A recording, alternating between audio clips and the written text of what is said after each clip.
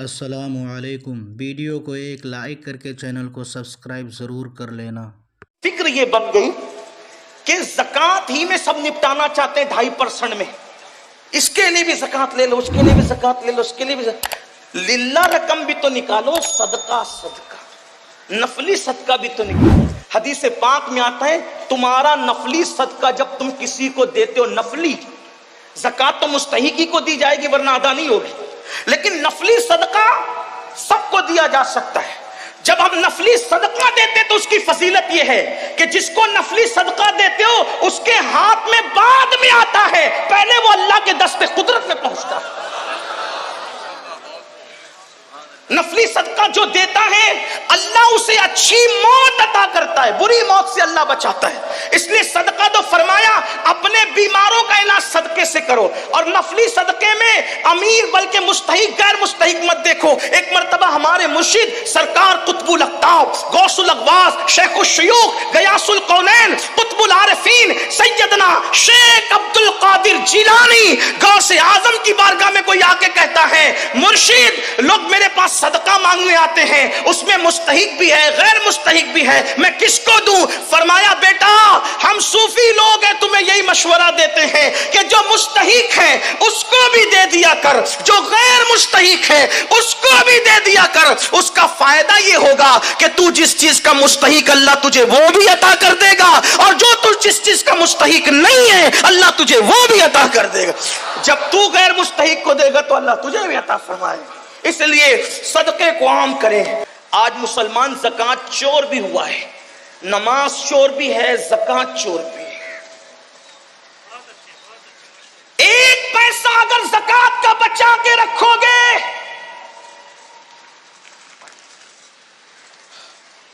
ایک پیسہ اگر زکوٰۃ کا بچا کر رکھو گے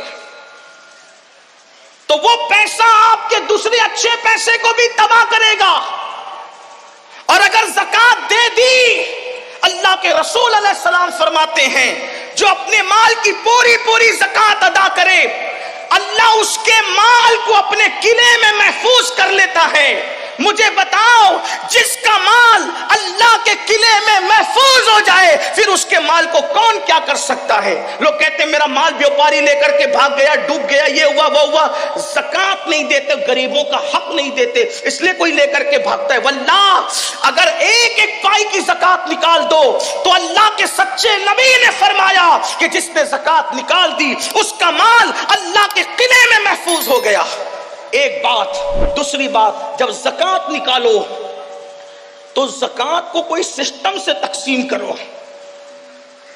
کچھ لوگوں کو تو ہم نے 200 روپے تقسیم کرتے دیکھا، ٹھیک ہے اس میں کوئی شرع کا حکم نہیں کہ تملیغ شرط ہے فقیر کے لیے، لیکن آپ سے پوچھتا ہوں کم سے کم ایسا ہو جائے، علماء کرام بیٹھے ہوئے صرف اپنی اصلاح کی خاطر مشورہ دے رہا ہوں، آپ کی مشورہ ہے میرا کہ اپنی زکوٰۃ کو 3 حصوں میں تقسیم کریں اگر ہو سکے تو۔ نمبر 1، ایک حصہ اپنے رشتہ داروں میں تقسیم کریں۔ نمبر 2، ایک حصہ عام مسلمانوں میں تقسیم کریں، اور نمبر 3، ایک حصہ مدارس دنیا میں تقسیم کریں۔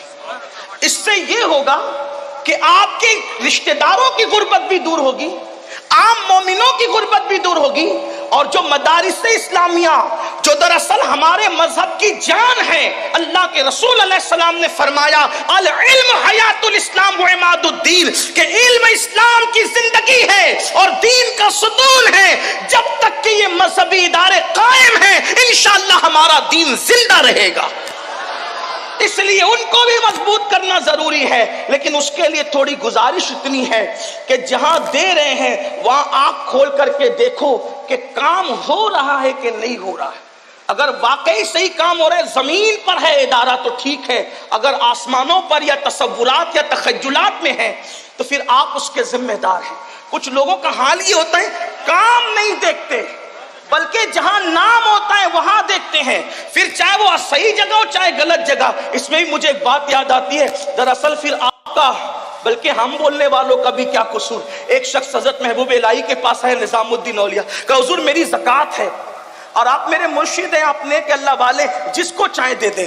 لیکن وہ بھی اللہ والے تھے, وہاں لے کر کے جھولی میں ڈالنا تو تھا نہیں, انہوں نے ہاتھ میں نہیں لیا. فرمایا بیٹا خانقاہ کے سامنے جا, پہلا جو بندہ نظر آئے گا اس کو دے دینا. تو دے دیا.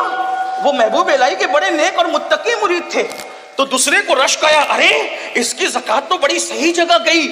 تو دوسرا بھی لے کر کے آیا, سرکار میری بھی قبول کرے. میں جا پہلے خانقاہ کے دروازے پہ جو پہلے دکھے دے دینا. ایک شرابی ڈولتے ہوئے آ رہا تھا, حضرت کا حکم تھا, دے تو دیا, منہ اتار کے آیا. کہا سرکار اس کی ایسی جگہ میری ایسی جگہ.